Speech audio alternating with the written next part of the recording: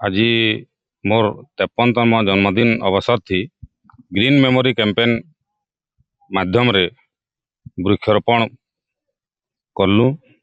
मते बहुत खुशी लगुचे जे वृक्षारोपण करी अनेक आमर फॉरेस्ट डिपार्टमेंट सेवक आमर सरपंच तापरे जिला परिषद चेयरमैन समस्ते उपस्थित रही इरा गोटे स्मरणीय कलु। आ समस्त के मुझे अनुरोध करबी जे आजिकाली दुनिया रे आमर वृक्षारोपणटा गोटे बहुत बड़ जिनिस गलान। जदि वृक्षारोपण आम नहीं करूँ हेले भविष्य रे आमके माने ऑक्सीजन रो कैन धरिक भी चलिला हवा।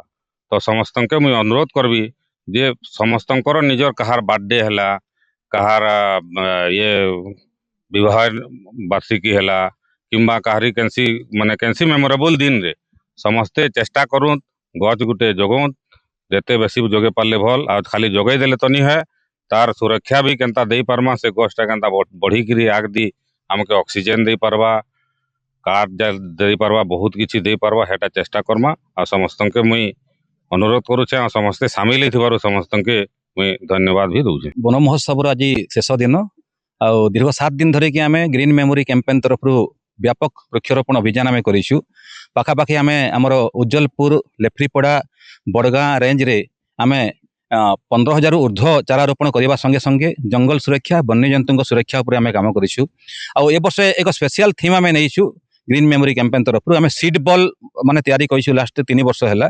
आउ जेहेतु आमर माने वन्य जंतु आमर माने जंगल माने खाइबार अभाव रोचे तो सीड बॉल माध्यम आम जंगल रे केमती आंब पणस एवं आमर जामुकोली लगे से तार माने व्यवस्था कराई।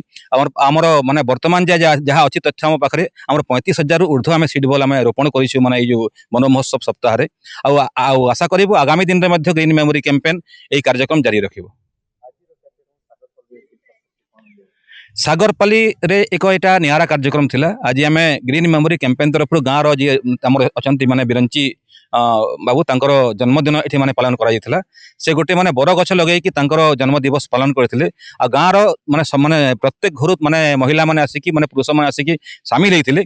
आ आज ए जो माने वन महोत्सव रे आम 101 टी गछ लगेइछु सागरपाली रो एक स्मृति उद्यान रे जोटा कि आगामी दिन रे निश्चित भाव रे एक माने हमर जंगल एवं परिवेश को माने माने बजाय रखिबो। 37तम वन महोत्सव 2024 रे आमर उज्जलपुर रेंज रो आमर रेंजर सार डीएफओ सार समस्त स्टाफ तारपरे आमर सागरपाली रो भेसेस कमिटी सेवक रो उपाध्याय संगे संगे तांकर सबु मेंबर्स माने गाँव रो सबु मोर मातृशक्ति भाई माने भौणी माने समस्त जगह रे अछन प्रेजेंट।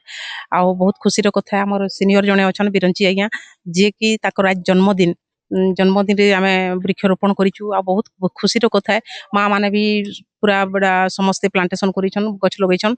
आउ कहबार के चाहबी कि गछ होचे हमर जन्मरु मृत्यु पर्यंत सबले साथ देकरी आछे ताके देवता कहिकरी आम आज पूजा करूँ जे कि खाली देख जानसी से केबे नि मागे हमके किछि।